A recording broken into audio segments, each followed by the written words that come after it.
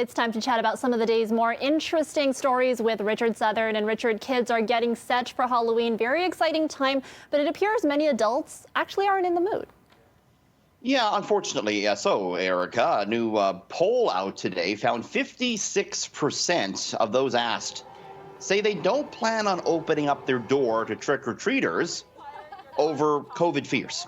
And of that 56%, about half, 28%, say they would typically welcome trick-or-treaters in a normal year. Most Canadian parents, though, say they plan on taking their little ones trick-or-treating. 90% of parents asked say they will be taking their kids out, at least the ones that did last year. You know, here in Ontario, Dr. Moore recommended that kids get creative using a face covering as part of their costumes. You know, I hope, Erica, that people do open their door and do hand out candy, because I think, you know, a bigger risk to adults on Halloween is going to the drunken parties on Saturday. That's probably where you're more at risk from getting COVID, not at the door, I would think. I think you can bet if they're not opening their door, they're not planning on going to a party. I hope not anyways, but I mean, a lot of the parents that I know are actually really excited to be able to welcome kids back and start handing out candy again. So hopefully that poll is wrong and more parents are excited. Okay. By the way, during the break, Erica suggested I go as a UFO for Halloween this year, which I think is a wonderful idea. Thank you for that, Erica. How did you know? No problem. Yeah, well, it just suited you so well. And I think I'm going to dress up as my dog, Luna. That's what our director, Sean, said. And she's going to dress up as me for Halloween. Yeah, okay. Travel restrictions are finally starting to be eased, but there could be some sticker shock for those trying to plan a family vacation. Yeah, I know the kids probably want to get back to Disneyland or Disney World.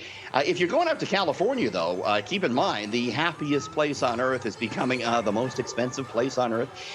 Disneyland in California announced it's hiking prices to as much as $164 a ticket. Erica, that's $203 Canadian at today's exchange rate. Boy, prices have gone up quickly. Back in the year 2000, you could have got into Disneyland for $41. Wow. Now it's $160.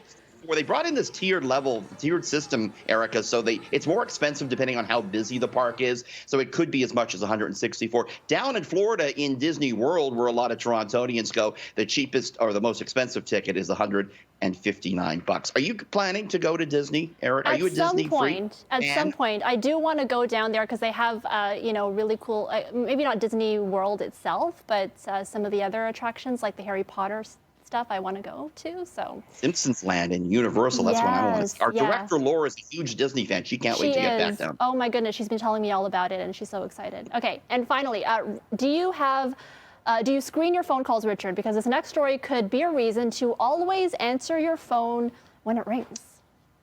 Love this story. Okay, you're gonna like this. A hiker out in Colorado got lost on a mountain and ignored repeated calls from rescuers because he said he didn't recognize the number.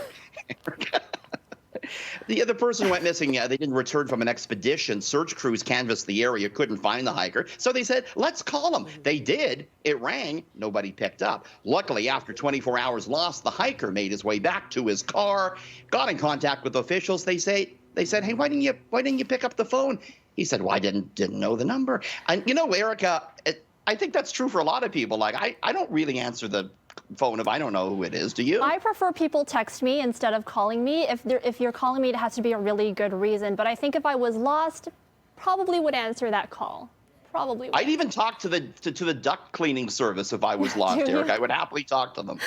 A lot of people do. I've seen it on TikTok. They'll kind of like keep them on the phone for a long time, and it's kind of a prank that they do on them. But anyway. I love that.